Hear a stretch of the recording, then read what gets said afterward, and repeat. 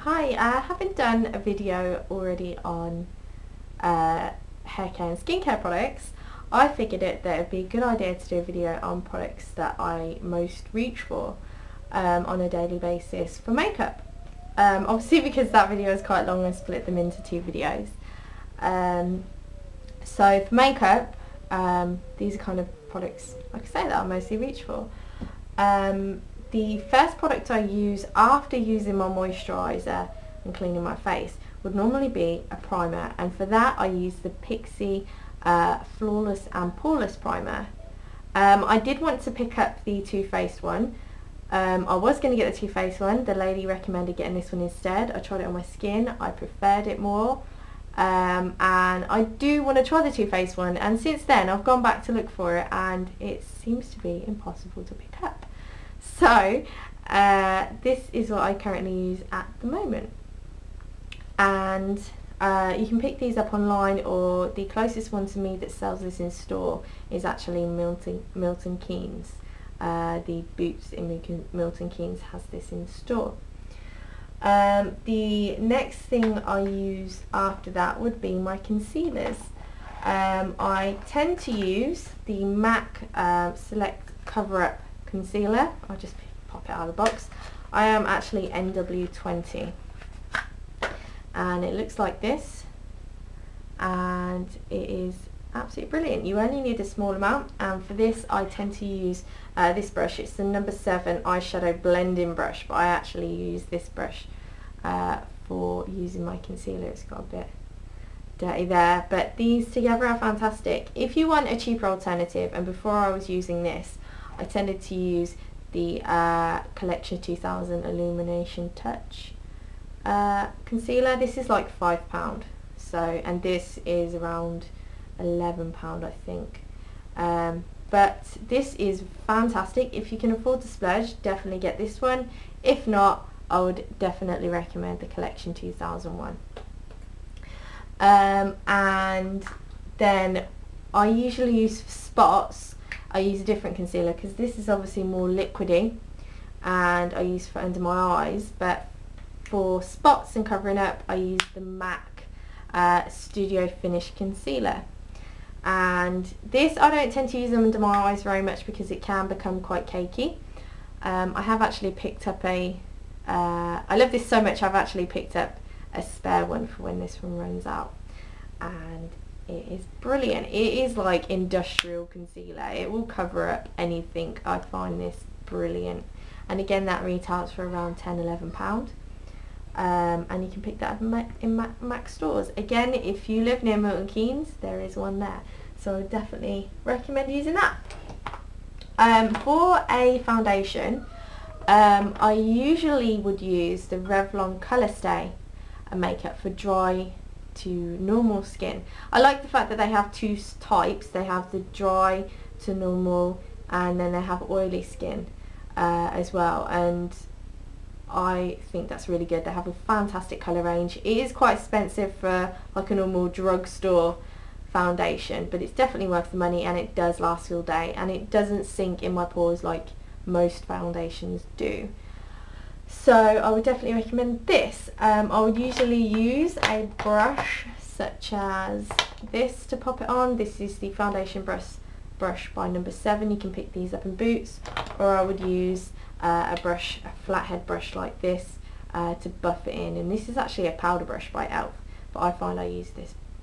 It's really, really good. Or you could also use a stipple brush. Again, these brushes I would definitely recommend from e.l.f. At £3.50 they're a bargain. So recently I have stopped using the foundation as much though, because I discovered the Garnier BB cream. This is like £10 as well, but on days like on a weekend or yeah, work sometimes, and I don't want to put a lot of makeup on, I find this brilliant because it gives a similar type of coverage, not as much as foundation, but it does give some coverage and keeps my skin nice and moist. And this is in the lightest colour they do, I've picked up, but it's a tinted moisturiser instead, and I am loving it. I didn't think much of tinted moisturisers before, I didn't think they'd give me enough coverage, but this is really, really good. On top of that though, I do use my MAC Mineralized Skin Finish.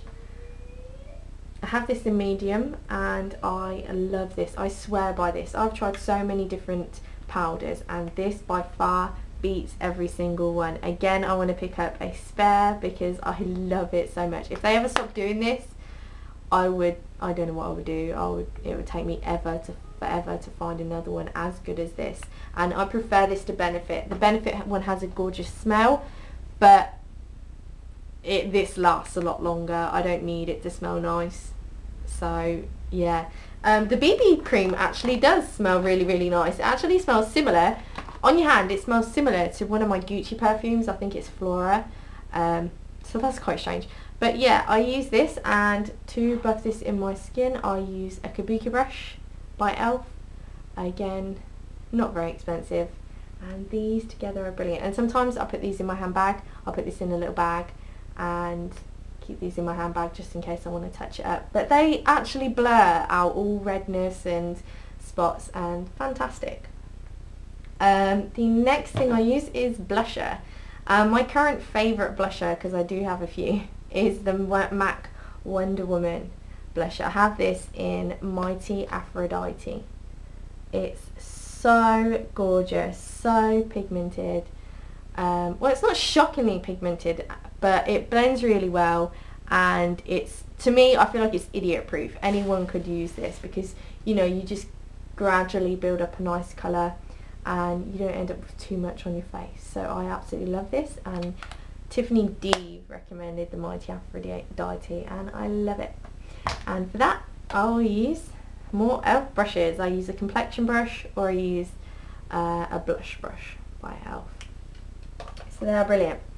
And the next products I have would be my MAC Fix Plus. I find this helps keep my makeup on for longer, and it helps keep my skin moisturised. Again, because I suffer with dry skin, I find I need something like this to keep my makeup from feeling tight and cakey. So I use this.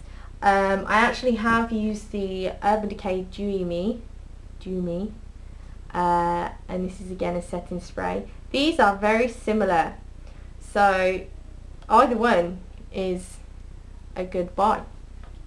So, and they are around 10, 11, no, I think they're more than that. I actually think that the Urban Decay one's more expensive. So it's a win-win with either of these, to be honest. For my eyeshadow, I use the Urban Decay Naked palette. This palette is the best palette ever, and I'm sure you've seen all over YouTube. It is a fantastic palette. My most used colours, and I've had this a while, I had the one with the pen, and now you get a brush, and I'm really gutted by that because I think the eyeliner is far better. You get a double-ended 24/7 glide-on eyeliner. As you can see, mine's seen better days, but they're brilliant. My most used colour is Virgin, which I use on the top part of here just to highlight, and then I use Sin, which is nearly gone, but I bought the new Urban Decay palette and that actually has Sin in it, so I was really excited about that. And yeah, this has got all the colours you could want. I mean, I take this on holiday with me because it's just got everything from your day-to-day neutrals and then your dark smoky eye looks. So this palette, if you don't have this palette, this is what you need. It's a bit expensive. It's £33, could be wrong, around about £33. You can pick it up in Debenhams, you can pick it up in House and Fraser, and also online. But these palettes are fantastic, and it took me forever to find one of these palettes. I searched high and low all over the stores, calling the stores up to find out if they had them in stock. They're really hard to get hold of, but now they are so easy to pick up. They're everywhere in these stores, so I would definitely recommend getting the Urban Decay Naked palette. If you can't afford the Urban Decay palette, if it's a bit pricey, because they are, if you're on a budget, I would pick up the Collection 2000 palette. This is the Smoky Eye palette, and although it says Smoky Eye, there are some really nice neutral shades in here. I quite often use this colour and this colour. These two colours here are brilliant. And this is like a £5. So I would definitely recommend picking this up if you can't pick up the Urban Decay palette. There are also lots of other alternatives, like MUA have got the Heaven and Earth palette, which I've been trying to get hold of because I just love natural colours. And also Sleek do one as well. So there are lots of alternatives as well if you can't get hold of these. I quite often, now I would recommend it if I thought this brush was silly and I thought it was pointless, but since using it I would not be without this brush for putting up on eyeshadow. Now this is a professional fan brush. Now it looks silly if you don't have one, but it actually picks up fallout here. So if you've done your whole face makeup and you do your eyeshadow and you get fallout here, instead of wiping it and smudging it and having to go over your concealer again, you use one of these brushes to just lightly dust it away, and it's actually fantastic if you use glitter eyeshadows or the Barry M Dazzle Dusts. This is fantastic, so I definitely recommend one of them. For eyeshadow, you should always use a primer. It makes your shadow last all day and it makes the colour a hell of a lot more pigmented. Now I would recommend Urban Decay's primer potion. This is the old bottle and this is their new bottle. These are the small sizes. I've got these with palettes, and because they last such a long time I haven't needed to buy a full size one of these. I only have the full size Sin colour, but these are fantastic and I would definitely recommend this. You can also get an eye primer from e.l.f. and I've heard lots of good things about that, and that's like £1, £1.50, something around that, but it's very cheap and it works as well.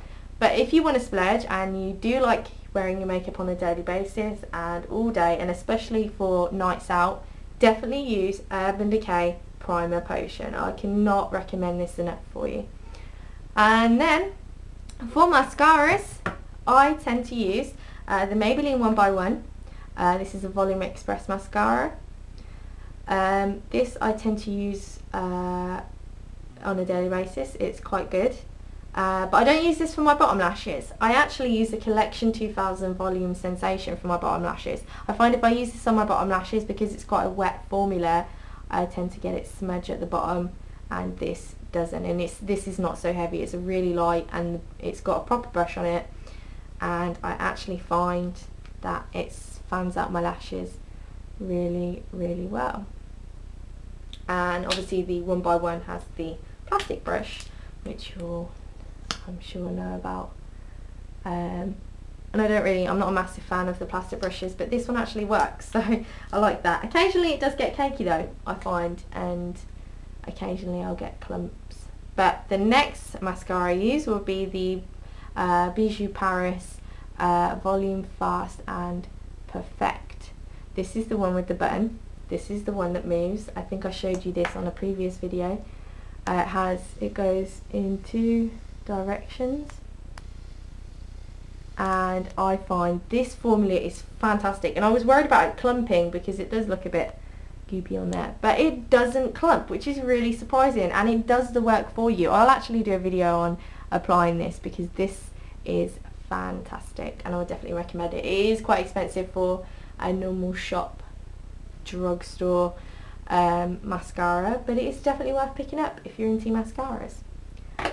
And then the next thing I have to show you would be what I use on my lips, what I'm currently using on my lips. I tend to use